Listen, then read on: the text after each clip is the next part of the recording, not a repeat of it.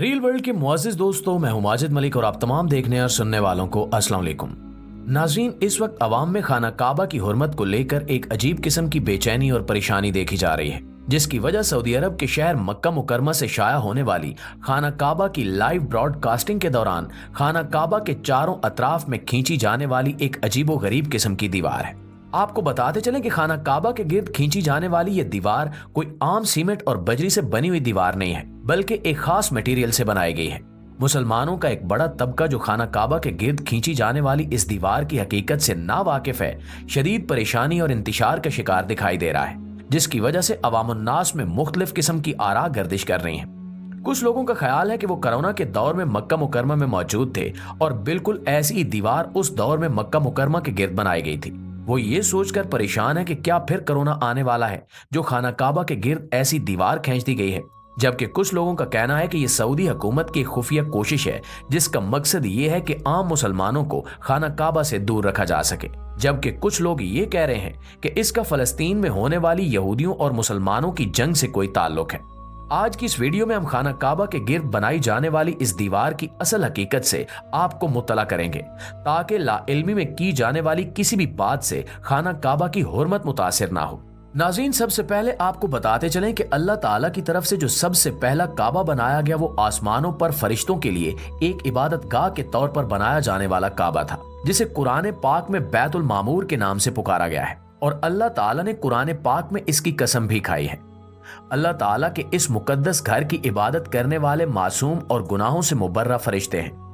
جب اللہ تعالیٰ نے آدم علیہ السلام کو زمین پر اتارا تو اس وقت یہی بیت المعمور آسمانوں پر فرشتوں کی عبادت کا مرکز تھا۔ اس وقت زمین پر کوئی خانہ کعبہ موجود نہیں تھا۔ اللہ تعالیٰ نے حضرت آدم علیہ السلام کو زمین پر عین اس مقام پر خانہ کعبہ تعمیر کرنے کا حکم دیا جہاں اس وقت خانہ کعبہ کی عمارت موجود ہے، جس کے عین اوپر بیت المعمور موجود ہے۔ یعنی آپ اس طرح سے کہہ سکتے ہیں کہ خانہ کعبہ کی جگہ پر زمین پر بھی اللہ تعالیٰ کا گھر موجود ہے، جہاں اللہ تعالیٰ کی پیدا کردہ مخلوق اللہ کے حکم سے طواف کعبہ ادا کرتی ہے، اور عین اسی جگہ آسمانوں پر بیت المعمور کی شکل میں اللہ تعالیٰ کا گھر یا اس کی عبادت گاہ موجود ہے، جس کا طواف اور عبادت فرشتے کرتے ہیں۔ اللہ تعالیٰ نے حضرت آدم علیہ السلام کو جب اس جگہ کعبہ بنانے کا حکم دیا تو ان کی مدد کے لیے فرشتوں کو بھیجا۔ انہوں نے اللہ تعالیٰ کے حکم سے خانہ کعبہ کی عمارت بنائی جو اللہ کے حکم سے اس کے ماننے والوں کے لیے عبادت کی جگہ ٹھہرائی گئی۔ اللہ تعالیٰ کے حکم سے اللہ تعالیٰ کے اس گھر کا طواف اور عبادت کی جانے لگی۔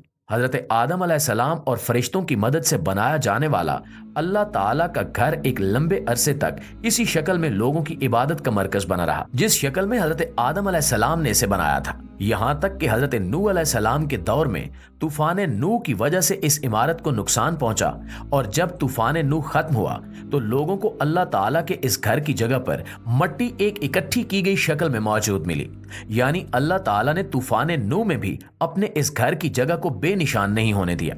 حضرت ابراہیم علیہ السلام کے دور میں اللہ تعالیٰ نے جبریل علیہ السلام کو حکم دیا کہ وہ حضرت ابراہیم علیہ السلام کے پاس جائیں اور انہیں دوبارہ از سر نو خانہ کعبہ کی تعمیر کا حکم سنائیں۔ انہوں نے اللہ تعالیٰ کے حکم سے خانہ کعبہ کی تعمیر کا کام شروع کیا اور جس جگہ مٹی اکٹھی موجود تھی وہاں سے کھدائی کا آغاز کیا۔ مسلسل کھدائی کی وجہ سے خانہ کعبہ کی وہی بنیادیں ظاہر ہو گئیں جو حضرت آدم علیہ السلام نے فرشتوں کی مدد سے رکھی تھیں۔ حضرت ابراہیم علیہ السلام نے حضرت اسماعیل علیہ السلام کے ساتھ مل کر خانہ کعبہ کی از سر نو تعمیر کی، لیکن حضرت ابراہیم علیہ السلام کی بنائی جانے والی خانہ کعبہ کی یہ عمارت آج کی موجودہ خانہ کعبہ کی عمارت سے بہت مختلف نظر آتی تھی۔ آج موجودہ خانہ کعبہ کی عمارت ایک چکور کیوب کی شکل میں نظر آتی ہے، جبکہ اس وقت حضرت ابراہیم علیہ السلام نے جو کعبہ بنایا وہ ایک مستطیل شکل میں تھا اور اس کی چھت نہیں تھی۔ اس کے دو دروازے تھے، ایک دروازے سے اندر داخل ہوا جاتا تھا جبکہ دوسرے دروازے سے باہر نکلا جاتا تھا۔ ایک لمبی مدت تک کعبہ کی یہی عمارت موجود رہی اور اللہ تعالیٰ کے ماننے والے اس کے گرد چکر لگاتے رہے، کیونکہ اسلام سے پہلے بھی خانہ کعبہ تمام الہامی مذاہب کے لیے بہت محترم اور مقدس عمارت سمجھی جاتی تھی۔ تو حضرت محمد صلی اللہ علیہ وآلہ وسلم کے دور میں جب مسلسل بارشوں کی وجہ سے خانہ کعبہ کی عمارت کو بہت نقصان پہنچا تو خانہ کعبہ کو از سر نو تعمیر کرنے کا ارادہ کیا گیا۔ اس دور میں قریش خانہ کعبہ کے متولی تھے، یعنی خانہ کعبہ کی تمام دیکھ بھال قریش کے حوالے تھی۔ یہ اسلام سے پہلے کا دور تھا۔ उस दौर में भी कुरैश और कबीलों ने हुर्मत काबा की वजह से यह फैसला किया कि सिर्फ जायज कामों से हासिल करदा आमदनी को खाना काबा की तामीर में इस्तेमाल किया जाएगा और नाजायज जराए से हासिल होने वाली हराम कमाई को इस मकसद के लिए इस्तेमाल में नहीं लाया जाएगा। चुनांचे जब खाना काबा की तामीर शुरू की गई तो कुरैश के पास मौजूद हलाल जराए से हासिल करदा आमदनी खाना काबा की तामीर पर खर्च हो चुकी थी, लेकिन अभी खाना काबा का कुछ हिस्सा जेरे तामीर था। अकाबरीन मक्का ने हलाल आमदनी के खत्म होने की वजह से खाना काबा की तामीर फौरी तौर पर रोक दी और जहां तक खाना काबा की इमारत तामीर हो चुकी थी, इसे एक चकोर इमारत की शक्ल में ढांप दिया। ये बिल्कुल इसी शक्ल में खाना काबा की इमारत बन चुकी थी जिस शक्ल में आज ये मौजूद है। वो जगह जिसे तामीर रोकने की वजह से ऐसे ही छोड़ दिया गया, वो आजकल हतीम की शक्ल में हमें नजर आती है। यही वजह है कि हतीम के इस हिस्से को खाना काबा का हिस्सा ही तस्वुर किया जाता है और वहां नवाफिल अदा करने का सवाब इतना ही है जितना खाना काबा में नवाफिल अदा करने का सवाब है। और दौरान तवाफ इस हिस्से को तवाफ में शामिल नहीं किया जाता, बल्कि इसके गिर्द ही तवाफ किया जाता है। फिर वक्त गुजरने के साथ साथ इस पर गलाफे काबा चढ़ाया गया और मजीद तरामीम की गई, लेकिन इन सब बातों में इस बात का ख्याल रखा गया कि खाना काबा की हुर्मत मुतासिर ना हो। नबी करीम हजरत मोहम्मद सल्लल्लाहु अलैहि वसल्लम के जमाने में भी और उनके बाद भी जब भी खाना काबा में तामीर का काम शुरू किया जाता है तो खाना काबा में तवाफ़े काबा और दीगर इबादतें उसी तरीके से जारी रहती हैं, जबकि इसके साथ साथ खाना काबा में तामीर भी जारी रहती है,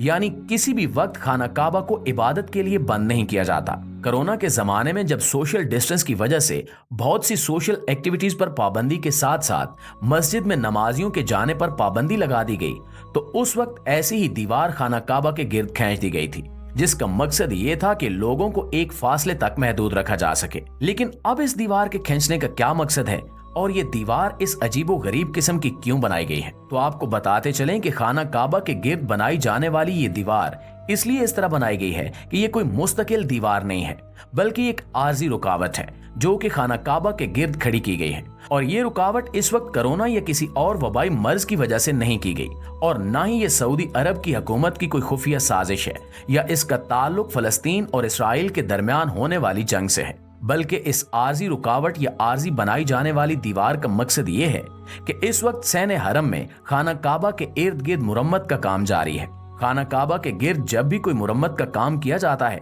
तो ऐसी दीवार या आर्जी आड़ पहले भी खाना काबा के गिर्द लगाई जाती थी। इस वक्त अगर दुनिया में कोई भी काम होता है तो सोशल मीडिया की वजह से वो मिनटों में पूरी दुनिया में पहुंच जाता है। इसी वजह से खाना काबा के गिर्द लगाई जाने वाली इस आर्जी दीवार की हकीकत चंद लम्हों में दुनिया तक पहुंच चुकी थी, जो अहले ईमान के लिए खासी परेशान कुन साबित हो रही थी। सऊदी हुकूमत की तरफ से बनाई जाने वाली इस दीवार की असल वजह यह थी कि इस मुरम्मत और कंस्ट्रक्शन के काम में इस्तेमाल होने वाले हथियार और दीगर मशीनरी की वजह से नमाजियों के आराम और सुकून में कोई खलल पैदा ना हो और ना ही इनकी वजह से खाना काबा की हुर्मत पर कोई लफ्ज आए। अल्लाह से दुआ है कि अल्लाह ताला हमें भी अपने घर की ज़ियारत और रोज़ा रसूल की हाज़िरी नसीब फरमाए। आमीन सुमा आमीन।